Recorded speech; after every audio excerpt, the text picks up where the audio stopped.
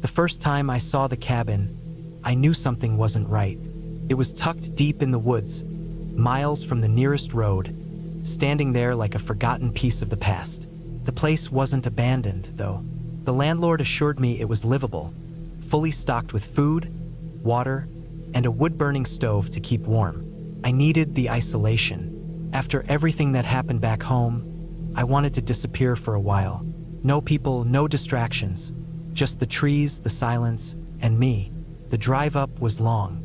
The road narrowed to a single dirt path, overgrown with roots and potholes deep enough to rattle the bones in my arms.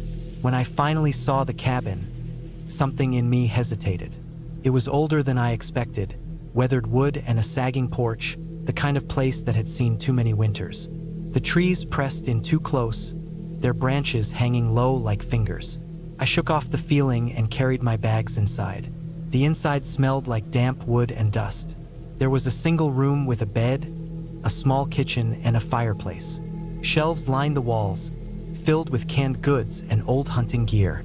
A single window faced the woods, the glass cloudy with age. It was silent in a way that made my ears ring. No cars, no voices, just the wind shifting through the trees.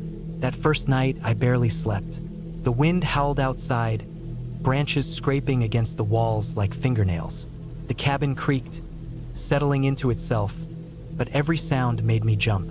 At some point, I heard something different, a crunch of leaves just outside.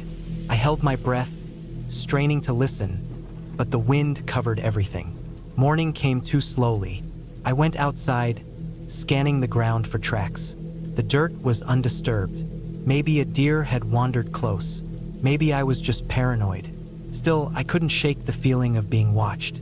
Days passed in uneasy silence. I tried to distract myself, chopping wood, reading old books left behind in the cabin, forcing myself to enjoy the solitude. But at night, the sounds returned. Footsteps outside, a slow, deliberate pacing. I told myself it was an animal, a bear maybe, but no bear walks like that, like it knows I'm inside. Then things started to change. I'd wake up to find the door unlocked, even though I was sure I latched it. My flashlight, which I always kept on the table, would be on the floor in the morning. Small things that made me doubt myself. I started keeping a knife under my pillow. One night, I built a fire and sat awake, staring at the door. The wind had died down, leaving the night too still. Around midnight, I heard it again. Footsteps, closer this time, slow, measured. They stopped right outside the door. I didn't move, didn't breathe. The door handle rattled just once. Not like an animal brushing past, like someone testing it. I gripped the knife, my palms slick with sweat. The handle stopped moving. The silence stretched on, thick and heavy. I waited, counting the seconds, forcing myself to stay still. Then the footsteps started again, moving around the cabin, circling. I swallowed hard. My heart was pounding so loud I thought whoever, or whatever it was, could hear it. Eventually, the footsteps faded into the woods. The next morning, I found the door open. Not wide, just a crack, as if someone had been careful not to wake me. My skin crawled. I had to leave. Whatever was out there wasn't just an animal. Someone was out there watching me. I packed my things in record time, tossed everything into my car and turned the key. The engine coughed but didn't start. I tried again. Nothing. I popped the hood, checking the engine. Everything looked fine, but the gas line had been cut. My stomach dropped. Someone had been under my car. Panic hit me hard. I wasn't just stuck. I was being kept here. I grabbed my backpack, filled it with whatever supplies I could carry. If I couldn't drive out, I'd walk. It would take hours to reach the main road, but I couldn't stay. As I started toward the tree line, I hesitated. A bad feeling settled in my gut. If someone had been watching me, they'd know I was trying to leave. I had no choice. I walked fast, staying on the narrow path leading out of the woods. Every sound made me flinch. Branches snapping, the rustle of leaves. I kept looking over my shoulder, expecting to see someone following me. The path twisted, narrowing as the trees grew denser. The further I went, the stronger the feeling of being watched became. Then I saw it, a figure just barely visible between the trees, standing still, watching. My breath caught. I turned and ran, pushing my body forward, feet pounding against the dirt. I didn't stop, didn't look back. My lungs burned, my legs ached, but I kept going. The road had to be close. Then I saw movement ahead, another figure, blocking the path. I skidded to a stop. My chest heaved. My mind raced. I turned, heart hammering against my ribs. More figures stood in the trees, half hidden by the branches. Not moving, just watching. I had nowhere to go. The last thing I remember is the cold press of hands grabbing me, dragging me backward. Then nothing. I woke up in the cabin. The fire was burning low, my backpack sitting neatly by the door. My body ached, my head pounding. I checked my phone, dead. My watch broken. Outside, the forest stretched out, quiet and undisturbed. But I wasn't alone. They were still out there, watching, waiting. And this time I knew I would never leave.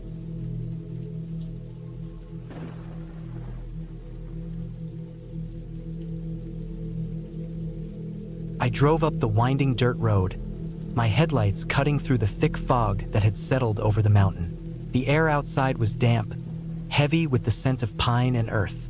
My old truck groaned as I pushed it up the final stretch, the gravel crunching beneath the tires. I had rented this cabin for the week, looking for some peace, some space to clear my head. Work had been a mess lately, stress piling up until I felt like I was suffocating. I just needed some time away from it all. The cabin sat deep in the woods, far from any main roads. It was isolated, just what I wanted. When I finally reached the clearing, I let out a breath I hadn't realized I was holding. The cabin was small but sturdy, its wooden walls weathered but strong. A porch wrapped around the front, an old rocking chair swaying slightly in the night breeze. There were no neighbors, no streetlights, just the towering trees and the silence of the forest. I killed the engine, stepped out, and stretched. The air was cold, sharper than I expected. I grabbed my bag from the passenger seat and walked up the steps. The key was under the mat, just like the owner had told me. I unlocked the door and pushed it open, the hinges groaning in protest. Inside, it was just as simple as the pictures had shown. A small living area with a fireplace, a worn-out couch, a wooden table with 2 chairs.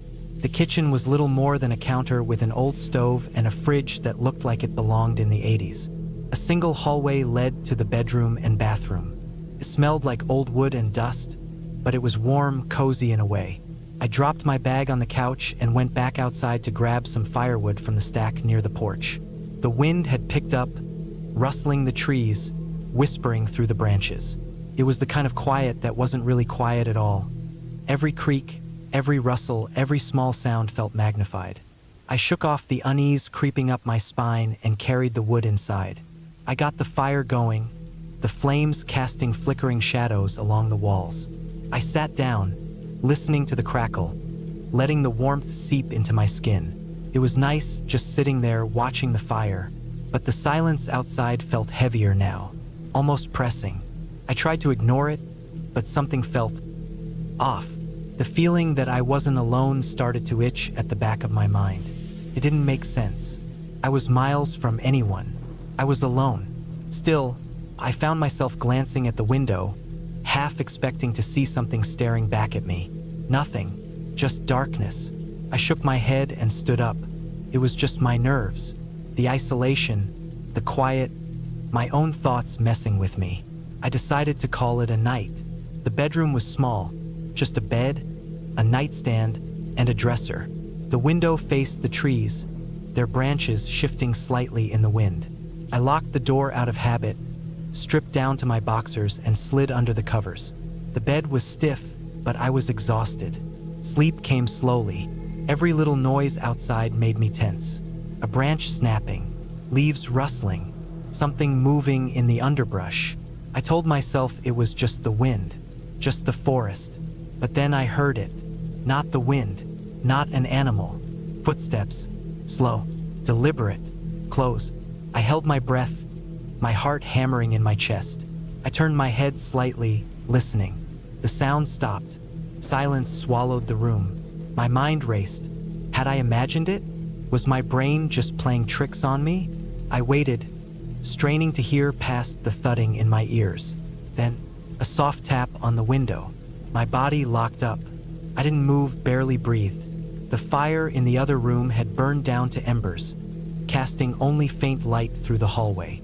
My phone was on the nightstand. Slowly, carefully, I reached for it. The screen lit up, too bright in the darkness. No signal. Of course. Another tap. More insistent this time. I swallowed, forcing myself to turn my head toward the window. My breath hitched. There was nothing there. Just the trees, the night. But something was out there. I knew it. I could feel it. I stayed like that for what felt like forever, waiting, listening. But the tapping didn't come again. Eventually, exhaustion won out, and I must have drifted off. When I woke up, it was still dark, but the fire had died completely. The room was cold, too cold. I sat up, rubbing my arms. My body ached from how tense I had been all night. I forced myself to get up and check the cabin. I needed to convince myself that nothing was there. I grabbed the heavy flashlight from my bag and stepped into the hallway. The beam cut through the darkness, the wooden floor creaking under my feet. The living room was just as I had left it. The door was still locked. Everything seemed normal. But when I turned toward the window, my stomach dropped. Footprints. Not mine. Not animal tracks. Human. Bare feet pressed into the dirt just outside the window. My blood ran cold.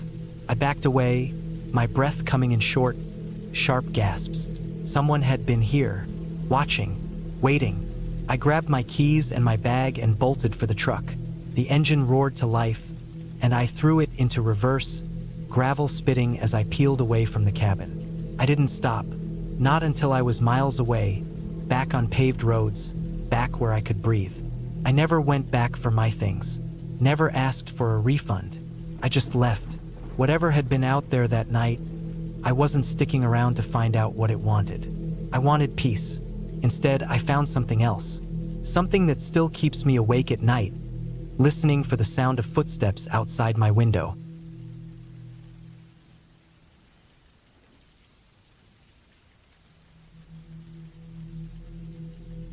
The cabin itself was nothing special. A simple wooden structure with a small kitchen, a single bedroom, and a living area with a fireplace. The owner had left a stack of firewood outside, a few old hunting magazines on a rickety coffee table, and a note with instructions on how to work the generator if the power went out. It was the kind of place built for hunting trips, not luxury getaways. But that was fine with me. I wasn't here for comfort. I was here to clear my head. The first night was uneventful. I made a simple dinner, read one of the magazines, and sat by the fireplace, listening to the sounds of the forest outside. The wind moved through the trees, making them creak like old bones. Every now and then, I heard something rustling in the underbrush, probably a deer or a raccoon. I told myself I was safe. After all, people had been coming to cabins like this for decades. There was nothing to be afraid of. I went to bed early, but sleep didn't come easily. The bed was stiff, the blankets smelled musty, and every little noise outside made my mind race. Around midnight, I finally drifted off. I woke up to a sound. First, I thought it was just the wind, but then I realized it was coming from inside the cabin. A slow, deliberate creaking, the sound of weight shifting on old wooden floorboards. My heart pounded as I lay there, trying to convince myself it was nothing. Maybe the cabin was settling, maybe a mouse had gotten inside, but deep down I knew better. Something was moving in the other room. I didn't move. I barely breathed. I listened. The creaking stopped. Then, after what felt like an eternity, I heard it again. This time it was closer. I reached under the bed for my flashlight, my fingers fumbling in the dark. When I finally grabbed it, I clicked it on and aimed it at the bedroom doorway. Nothing, just an empty room beyond. The fireplace had burned down to embers, casting faint shadows across the walls. I told myself I was imagining things, that I was just on edge because I was alone in an unfamiliar place. but I couldn't shake the feeling that something wasn't right. I forced myself out of bed and walked through the cabin, checking the door and windows. Everything was locked. There was no sign of forced entry. No footprints, no broken glass. Just silence. I felt stupid for being so scared, but I couldn't go back to sleep after that. I sat in the chair by the fireplace, staring into the embers until the first light of dawn crept through the trees. The next day, I told myself it was all in my head. Lack of sleep, the isolation, the unfamiliar sounds of the woods. I made breakfast, chopped some firewood, and spent the afternoon hiking a short trail near the cabin. It was beautiful out there, the kind of peacefulness I had been craving. But I couldn't shake the feeling that I wasn't alone. Every so often, I'd hear twigs snapping behind me, like someone was following at a distance. I'd turn around, but there was never anything there. Just trees, just silence. That night, I double-checked the locks before going to bed. I even put a chair against the front door just in case. I lay there in the dark, listening, waiting. Hours passed. Nothing. I finally started to drift off. Then, just like the night before, I woke up to a sound. But this time, it wasn't creaking floorboards. It was breathing. Slow, deep, steady breathing. Not mine. Someone else's. It was coming from right outside my bedroom window. I didn't move. I barely even blinked. The breathing continued, steady and unhurried, like whoever or whatever was out there knew I was awake. The curtains were drawn, but I could see the faint outline of a figure standing just beyond the glass. Not an animal, not a trick of the light. Person. I didn't know what to do. My mind raced through my options. I had no weapons, no way to call for help. Running wasn't an option. The cabin was in the middle of nowhere, surrounded by dense forest. My car was parked outside, but I'd have to go through the front door to get to it, and that meant getting closer to whoever was out there. The breathing continued, slow, calm. Then, just as suddenly as it started, it stopped. I waited, listening. Nothing. I reached for the flashlight, my hands shaking, and clicked it on. The beam of light cut through the darkness as I pulled back the curtain. Nothing. No footprints in the dirt. No sign that anyone had been there at all. But I knew what I had heard. I knew what I had seen. I didn't sleep for the rest of the night. I sat by the fireplace with my flashlight and the biggest knife I could find in the kitchen, waiting for the sun to rise. When it finally did, I grabbed my bags, threw them in the car, and left without looking back. I never told anyone what happened. Not the owner of the cabin, not my friends, not the police. Because what would I say? That I heard breathing outside my window? That I saw a shadow but no footprints? They'd think I was imagining things. Maybe I was. Maybe the isolation got to me. But I know what I heard. I know what I saw. And I know I'm never going back.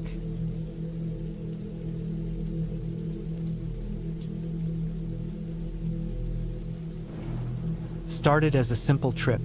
1 week alone in the woods. Just me and nature. I had taken similar trips before, but never this far off-grid. This was deeper into the wilderness than I had ever gone. A rented cabin from some online listing, the kind with no service, no Wi-Fi, no way to reach anyone unless I drove back 30 miles to the main road. That was the whole point, though. I wanted isolation. I wanted silence.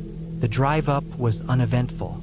Long, winding roads, patches of gravel, stretches where the trees pressed in so tightly, I felt like I was driving through a tunnel of leaves. The sky had started to dim by the time I found the turnoff. A barely visible dirt path marked only by a rusted metal sign that had been half swallowed by the forest. It wasn't until I saw the cabin that something felt off. It looked normal at first, wooden, small, old but sturdy. A single-story structure with a pitched roof, a small porch, and a firewood pile stacked neatly by the door. But there was something about the windows. They were dark, empty, like the house itself was watching. I laughed at myself for thinking that way. It was just a building. It wasn't alive. The inside was what I expected. Basic furniture, a musty smell, and the feeling that no one had been there for a long time. The air was stale.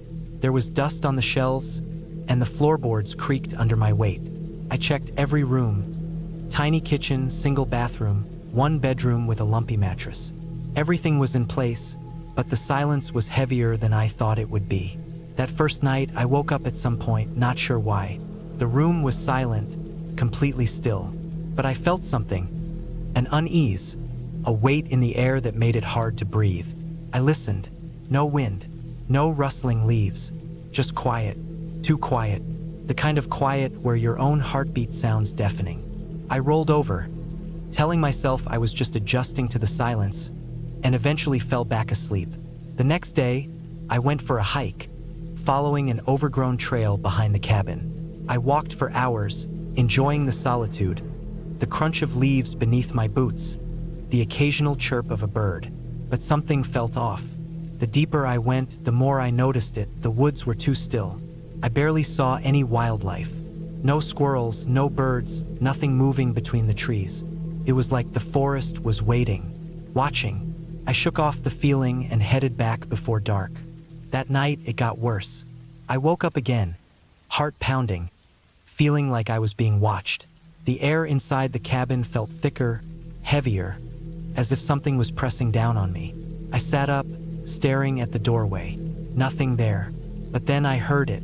A noise outside, a soft crunch, a footstep. I held my breath, straining to listen. Another crunch, closer this time. Someone was outside. I moved slowly, sliding out of bed, careful not to make a sound. I crept toward the window, my fingers barely parting the curtain. Darkness, trees, nothing else. But I knew I had heard something. I waited, heart hammering. And then, a shape, just for a second. A shadow moving between the trees. Gone before I could focus on it. My blood ran cold. I stayed up the rest of the night, sitting by the door with a knife in my hand, every muscle in my body tense. The noises stopped. The silence returned. But I didn't sleep. By morning, I convinced myself it had been an animal. A deer. Maybe my imagination. I went about my day, but I couldn't shake the feeling. I checked my surroundings, looking for footprints, but the ground was too packed to hold any sign of movement. Still, I knew what I had heard, what I had seen. That night, it got worse. The footsteps returned, closer this time, slower, deliberate. Someone was outside my cabin, circling it. I sat in the darkness, knife in hand, barely breathing. Then, a knock, soft, just once. I froze. My mind raced. No one should be here. I was miles away from anyone. I didn't move, didn't breathe. Another knock, louder this time, then silence. I stayed there until the sun came up. When I finally worked up the courage to look outside, nothing was there. No footprints, no sign that anyone had been near the cabin. But I knew what I had heard. I packed my things. I didn't care how much time I had left on my rental. I was leaving. I loaded my gear, double-checking that I had everything. When I turned to lock the door, I saw it, a handprint, right there on the glass, too big to be mine, smudged like someone had pressed their palm against it while watching me. I never ran so fast in my life. I got in my car and drove, my hands shaking the whole way. I didn't stop until I hit the main road, until I saw another car, another human being. I never went back, never even checked to see who owned that cabin. I don't want to know. I don't need to know. All I know is that I wasn't alone out there.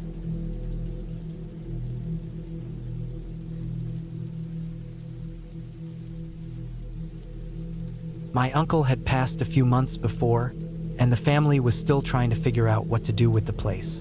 My dad asked me if I could stay there for a while, check on things, maybe make sure no squatters had moved in. I wasn't thrilled about it, but I didn't have much going on at the time, so I agreed. I packed enough supplies for a week. Canned food, water, a flashlight, my hunting knife, and my old rifle, just in case. The drive out was uneventful, long stretches of cracked road bordered by thick trees. The deeper I got into the woods, the more I noticed how quiet everything was. It wasn't just the absence of cars or people. Even the birds seemed hesitant to make a sound. By the time I pulled up to the cabin, the sun was dipping low behind the trees, casting long shadows that made the place look even more uninviting. The first night was uneventful. just the usual creaks and groans of an aging structure settling in the cold night air. I kept my flashlight close, but I didn't feel unsafe. Not yet. The next morning, I went outside to check the perimeter. The trees were dense, taller than I remembered. The air smelled fresh but carried a faint, almost metallic scent. I brushed it off as my imagination. I walked around the back of the cabin and stopped dead in my tracks. There were footprints in the dirt. Not mine. They were fresh, leading from the treeline to the back window. The hair on my arms stood up. I bent down, examining them closer. They were deep from heavy boots, and they stopped right at the base of the window. There were no footprints leading away. My gut told me to leave, but I convinced myself it could have been an old mark from my uncle's last visit. I checked the window locked. I checked the door locked. I tried to shake the uneasy feeling, but it stuck to me like a film of sweat. The second night, things got worse. I was in bed, the old blankets barely keeping out the night chill. The wind had picked up, making the trees outside sway and creak. Around midnight, I heard something. Not the wind, something deliberate. A sound that didn't belong. A slow, dragging scrape against the wooden porch. My heart pounded as I lay still, barely breathing. Then, a soft but deliberate tap on the window. I sat up, gripping my knife. My pulse hammered against my ribs. I didn't move. The tap came again, slow, patient. I forced myself to look at the window, but the darkness outside was thick, the reflection from inside making it impossible to see anything. Then the doorknob rattled. I bolted upright, grabbed my flashlight, and shined it at the door. The shaking stopped instantly. Silence, the kind that swallows sound, pressing in from all sides. I didn't sleep the rest of the night. Morning came, and I stepped outside, rifle in hand. The footprints were back. This time, they led from the woods to the porch. The door had fresh scratches, long and jagged, like someone had dragged something sharp across it. I tried to rationalize it. Maybe an animal? But deep down, I knew better. That night, I barricaded the door with the old dresser. I didn't turn off the flashlight. I sat with my back to the wall, rifle across my lap. The wind howled outside, but the cabin felt unnaturally still, as if the very air was waiting. Then, around 2 a.m., the tapping came back. Slow, measured. I didn't move. The tapping stopped. A moment later, something heavy thudded against the wall. Then another, and another, a rhythmic, deliberate pounding that made the walls tremble. I clenched my jaw, gripping the rifle so tight my knuckles ached. Then, a sound that sent ice through my veins. A key turning in the lock. I shot up, heart slamming against my chest. The door was barricaded, but the lock clicked open like someone had the exact key. I held my breath, finger hovering over the trigger. The door didn't move. Nothing came in. Minutes passed, then an hour. Eventually, the sun started creeping in through the cracks in the walls, washing everything in pale morning light. I threw everything into my truck and left. I didn't look back. When I told my dad, he looked at me like I was crazy. Said the only key was with my uncle, buried with him. Said no one else had been up there in years. I never went back to that cabin, and I don't think I ever will.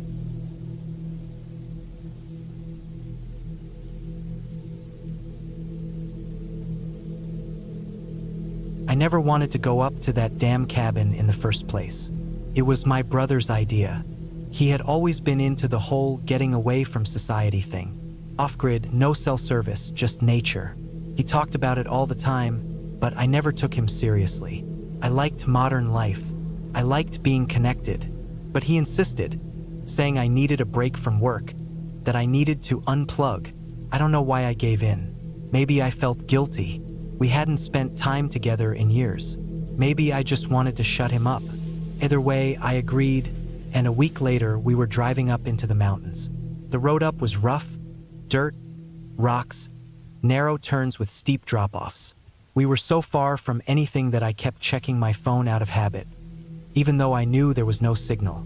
After almost 2 hours of climbing, the trees started thinning, and then, finally, the cabin appeared. It wasn't much. One floor, dark wood, a small front porch.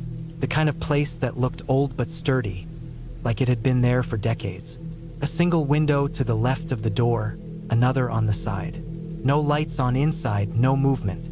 It looked abandoned. My brother parked the truck beside it and we got out. The air was crisp, cold. I could hear the wind moving through the trees, the occasional creak of branches. No birds, though. No insects. That stuck with me for some reason. Inside, the place was simple. A fireplace, a couch, a small kitchen. There was a single bedroom in the back and a bathroom with old pipes that groaned when you turned the faucet. The whole place smelled like wood and dust. My brother seemed at home immediately. He dropped his bag by the couch, stretched, and took a deep breath like he had just been released from a cage. I felt the opposite. Something about the place made my skin crawl.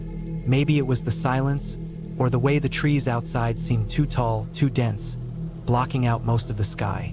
Maybe it was the isolation.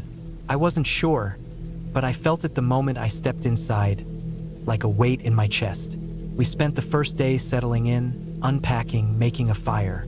My brother was in a great mood, talking about hiking in the morning, about how this was exactly what he needed. I pretended to agree, but I wasn't comfortable. That night, when we finally turned in, I laid in my sleeping bag on the couch, staring at the ceiling, unable to sleep. Then I heard it, a noise outside. First, I thought it was the wind, but it wasn't. It was steady, rhythmic, footsteps, slow, deliberate. I held my breath, listening. My brother was snoring in the other room, completely unaware. The footsteps moved around the cabin, crunching against the gravel and dead leaves. My stomach tightened. I reached for my phone, but of course, no signal. The footsteps stopped near the front door. I waited, barely breathing. Nothing. No knock, no sound of movement, just silence. Minutes passed, then an hour. I didn't sleep. In the morning, my brother laughed when I told him. Probably an animal, he said, stretching. Or you imagined it. City boy paranoia. I didn't argue, but I knew what I heard. And later that day, while he was chopping wood out back, I walked around the cabin, checking the ground. The dirt was packed hard, the leaves undisturbed. But near the front porch, just before the steps, I saw them. Footprints. Not boot prints, not sneakers. Bare feet. The prints were deep, clear. Someone had been standing right outside the door, barefoot. I felt something ice cold crawl up my spine. I didn't tell my brother. He wouldn't have believed me anyway. That night, I kept the fire going longer. My brother fell asleep early, leaving me alone in the living room. I sat in the armchair, staring at the door, listening. Sometime past midnight, I heard it again. The footsteps, closer this time, circling, stopping. Then, a sound I will never forget. The slow creak of the porch steps. Someone was out there. I stayed completely still. I didn't reach for anything, didn't move. I just listened. Then, softly, almost too soft to hear, breathing, right outside the door. My whole body was tense. I wanted to wake my brother, but I was afraid to move. Then, just as suddenly as it started, the breathing stopped. I didn't sleep. In the morning, my brother joked about how tired I looked. I barely responded. I just went outside and checked. The footprints were back. Closer this time, clear as day. I told my brother we needed to leave. He thought I was being dramatic, but I didn't care. Something was wrong. Something was watching us. Then we found the deer. It was just a few yards into the woods, lying in a clearing. At first, I thought it was sleeping, but as we got closer, I saw the way its body was twisted, the way its mouth hung open, eyes staring blankly at the sky. Something had killed it, and it wasn't a clean kill. My brother went quiet. No jokes now. He looked around, then back at me. "Cougar," he muttered. I shook my head. There were no claw marks, no bite wounds, just deep bruises, like it had been crushed. Neither of us spoke after that. We packed up, fast. As we loaded the truck, I glanced back at the tree line. I didn't see anything, but I felt it. We drove down the mountain in silence. I didn't breathe easily until we hit the main road, until I saw power lines, gas stations, civilization. My brother never said a word about it. Neither did I. We never went back.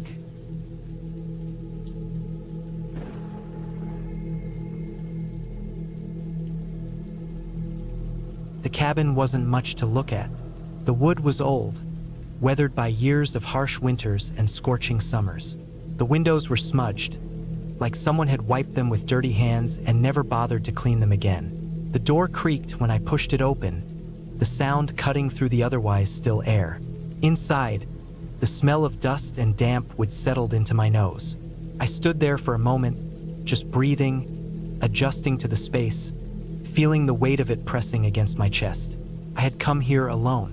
No phone service, no internet, just a week away from everything. I had brought enough food and supplies to last me, but I wasn't prepared for how isolated it would feel.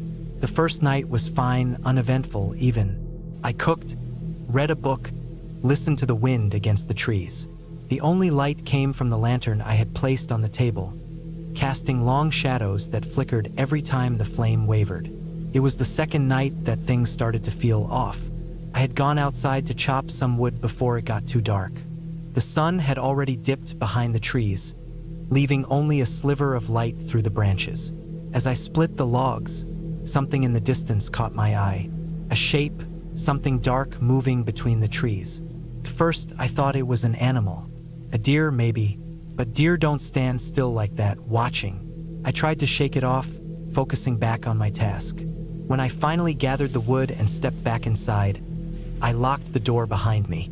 The cabin suddenly felt smaller, like the walls had closed in just a little more. I set the wood by the stove and sat down, trying to push the feeling away. It was nothing, just my mind playing tricks. That night, I woke up to the sound of something outside. Not the wind, not an animal scurrying through the leaves. It was steady, deliberate. Footsteps. My heart pounded as I lay there, barely breathing. The sound moved from one side of the cabin to the other, slow and measured. I wanted to get up, to check, but fear pinned me down. I told myself it was just the woods settling, just the sounds of nature I wasn't used to. But then the footsteps stopped, right outside my window. I stayed frozen, my eyes locked on the darkness beyond the glass. There was nothing there, at least nothing I could see. Minutes passed, maybe hours, and eventually exhaustion took over. I must have fallen asleep, because the next thing I knew, sunlight was streaming through the window. Everything looked normal. Nothing was out of place. Still, I couldn't shake the feeling that I wasn't alone. I spent the day trying to keep myself busy, forcing myself to believe it had all been in my head. I went down to the lake, skipped rocks, let the cold water run through my fingers. It helped for a while. But as soon as I stepped back into the cabin, the unease crept in again. That night, I kept the lantern on. I tried to sleep, but every little sound sent my heart racing. Then, just past midnight, I heard it again. Footsteps. This time, I didn't stay in bed. I forced myself up, grabbing the heavy flashlight from the table. My hands were shaking as I moved to the window. I aimed the beam outside, sweeping it over the trees. Nothing. But I knew something had been there. Then I heard it. Not outside. Inside. The sound of floorboards creaking. The slow shift of weight. I wasn't alone. I didn't think. I just moved. I grabbed the axe I had left by the door, my breath coming in short, panicked bursts. I stepped into the main room, every nerve in my body screaming. I expected to see someone standing there, watching me, but there was no one. The door was still locked. The windows shut, everything exactly as I had left it, and yet I knew I had heard it. I stood there for what felt like forever, my grip on the axe tightening until my knuckles turned white. Then, slowly, I backed into my room, locked the door, and waited. The rest of the night passed in silence. I didn't sleep. At sunrise, I made a decision. I wasn't staying. I packed my things in record time, stuffing everything into my bag with shaky hands. I didn't care if it was paranoia. I wasn't about to stick around and find out if I was right. As I stepped outside, I stopped. There, in the dirt just outside the cabin, were footprints. Not mine. They led from the trees to my window, then to the door. Then they stopped. right where I had been standing the night before. I didn't waste another second. I left, walking fast, then running, not stopping until I was back at my car. I didn't even look back as I drove away. I don't know what was out there. Maybe it was just some stranger messing with me. Maybe it was worse. All I know is I'll never go back to that cabin. Some things you just don't try to understand.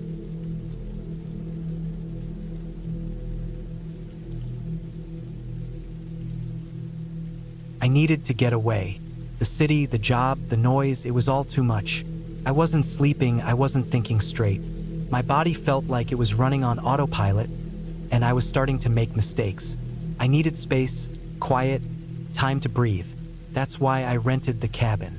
It was deep in the woods, miles away from the nearest town. Isolated, peaceful. At least that's what I thought when I first arrived. The drive was long, the roads twisting and narrowing the deeper I went. The last few miles were nothing but dirt and gravel, my tires kicking up dust as I made my way through the dense trees. The cabin itself was simple, wooden, small, the kind of place that looked like it had been standing for decades. A porch wrapped around the front, with an old wooden rocking chair that creaked in the wind. The key was under a rusted tin can on the windowsill, just like the owner had said. Inside, it was basic. A small kitchen, a living room with a fireplace, a single bedroom, and a bathroom that looked like it hadn't been updated since the 70s. No TV, no internet, no cell service. That was the whole point. Just me and the quiet. The first day was fine. I unpacked, made some food, sat on the porch and listened to the sounds of the woods. Birds, the wind through the trees, the occasional rustling of something small in the underbrush. Normal sounds, peaceful sounds. At night, I built a fire in the fireplace, read a book by its light, and fell asleep early. The second day, things started to feel off. It wasn't anything obvious, not at first. Just small things, feeling really like I was being watched. I chalked it up to being alone in an unfamiliar place. It's easy to get paranoid when you're out in the middle of nowhere, surrounded by nothing but trees and silence. But as the day went on, the feeling didn't go away. If anything, it got worse. That night, I woke up to a sound outside. It wasn't an animal, at least I didn't think it was. It was slow, deliberate. Footsteps. I sat up in bed, heart hammering in my chest, and listened. Nothing, just silence. I told myself I was imagining things, that my mind was playing tricks on me, but I couldn't shake the unease. The next morning, I found something strange. Near the edge of the trees, just beyond the clearing where the cabin sat, the grass was disturbed, trampled, like someone had been standing there for a long time, watching. My stomach twisted, but I told myself it was just an animal. A deer, maybe. By the fourth night, I wasn't sleeping well. Every little sound made me jump. I kept the fireplace going as long as I could, but eventually, the logs burned down to embers, and the cabin was swallowed in darkness. That's when I heard it again. Footsteps, closer this time. I held my breath, straining to hear. The sound stopped. I waited, every muscle in my body tense. Minutes passed. Then, slowly, I climbed out of bed and crept to the window. The porch was empty. The trees stood still. Nothing. But when I woke up the next morning, something was wrong. The front door was unlocked. I knew I had locked it. I was sure of it. My hands trembled as I checked the cabin, but nothing was missing. Nothing was out of place. I told myself I had made a mistake, that maybe I had forgotten. But deep down, I knew I hadn't. That night, I pushed the couch against the door. It wasn't much, but it made me feel a little safer. I barely slept. Every creak, every rustle outside made my heart pound. And then, sometime past midnight, I heard it again. Not footsteps this time. Breathing, just outside the window. Slow, steady. I couldn't move, couldn't breathe. I just lay there, staring at the ceiling, listening. It went on for what felt like forever. Then, just as suddenly as it started, it stopped. I didn't sleep after that. I just waited for the sun to come up. When it did, I packed my things. I didn't care that I had paid for a full week. I wasn't staying another night. When I went outside to load my bag into the car, I saw them. Footprints. In the dirt right outside my window. Bare footprints. I never looked back. I never told anyone. Who would believe me? But sometimes, late at night, when the house is quiet, I think about that cabin. About the footprints. About the breathing in the dark. And I wonder if whoever was out there that night is still watching. Waiting.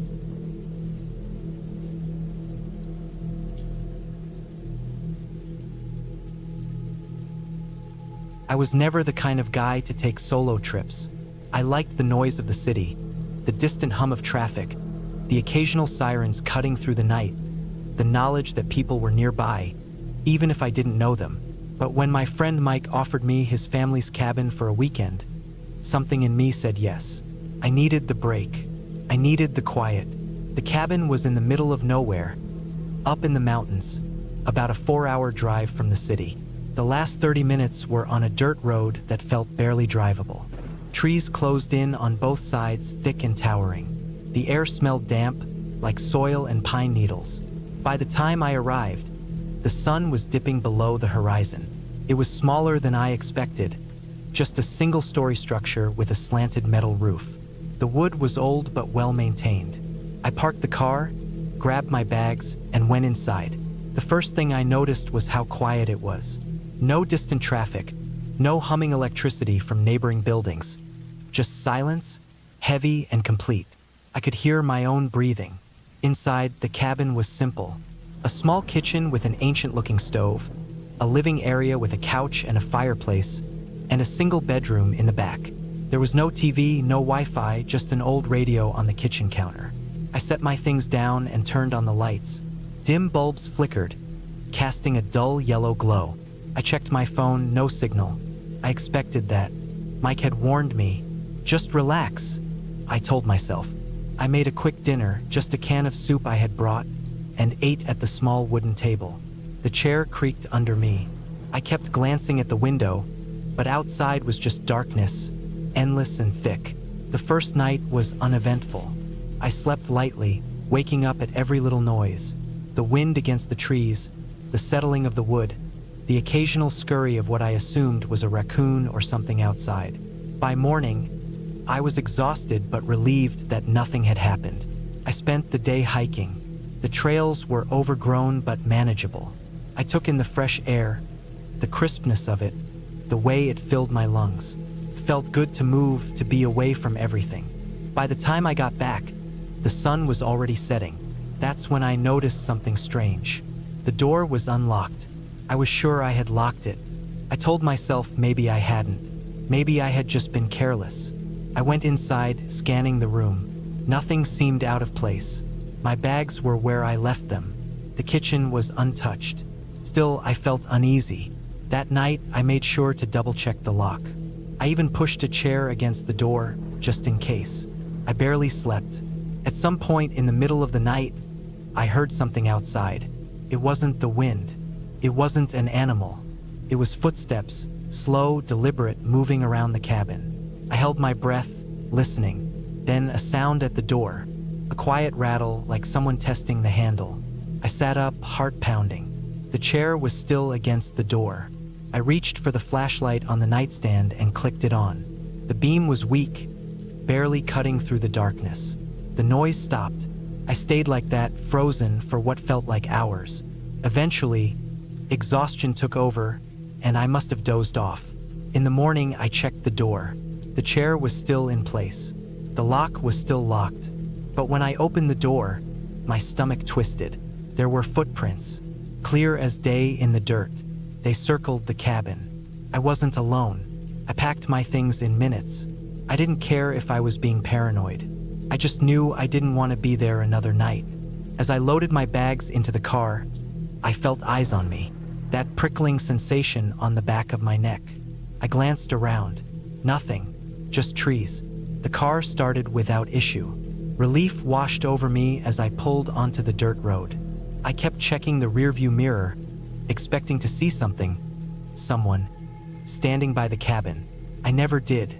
I never told Mike what happened. I just said the trip was fine. But I know what I heard. I know what I saw. and I know I wasn't alone.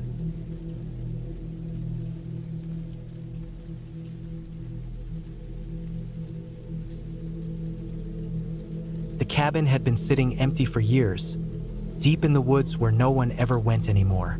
It belonged to my uncle, though he never talked about it. I only knew about it because of an old family photo album I found at my parents' house.